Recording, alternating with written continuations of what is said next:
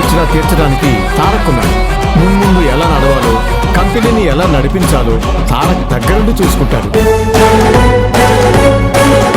నువ్విక భయపడాల్సిన అవసరమే లేదు. సరేనా?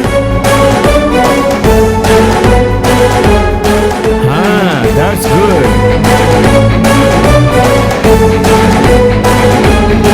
ఈ కంపెనీ యొక్క CEO బాధ్యతలు తీసుకుంటున్న నీకు ఇవే నా శుభాకాంక్షలు. రే తారక్, నీ చేత్తో నీలవేణి మెడలో దండవే.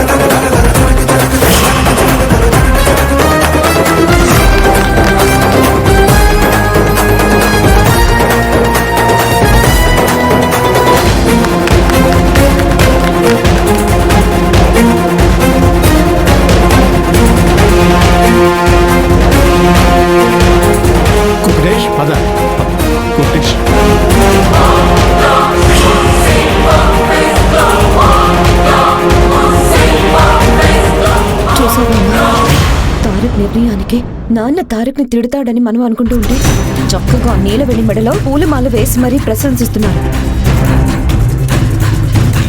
నాన్న మనల్ని చాలా మోసం చేశారమ్మా. నా కొడుకే నాకిన్నాళ్ళు ఒక శత్రువులా తయారవుతున్నాడు అనుకున్నాను. కానీ ఇప్పుడు మీ నాన్న కూడా నాకు ఒక శత్రువులాగా తయారవబోతున్నారు. చచ్చా,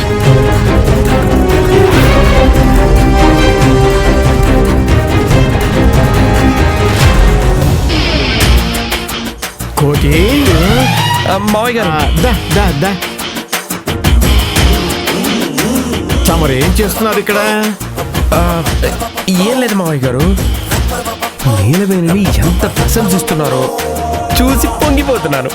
పొంగిపోతున్నావా, లేకపోతే దొంగచాటుగా ఇక్కడ ఇన్ఫర్మేషన్ మొత్తం అక్కడికి చేరుస్తున్నావా?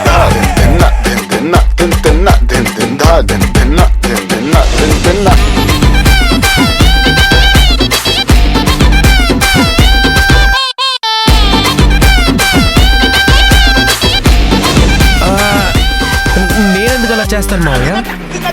నిన్ను పోస్ట్ మ్యాన్ ఉద్యోగం చేయడానికి కాదంబరి ఇక్కడికి పంపించిందని నాకు బాగా తెలుసు. లేకపోతే నీకు ఆఫీసు మీద ఇంత శ్రద్ధ ఎప్పుడు పుట్టుకొచ్చింది? ఇంకోసారి ఇలాంటి పనులు చేసావంటే నేను ఊరుకోను. అలాగే మావయ్య గారు.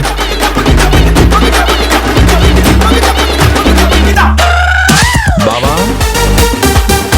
ఒకసారి ఇలా రావా? ఏంటి బామ్మది?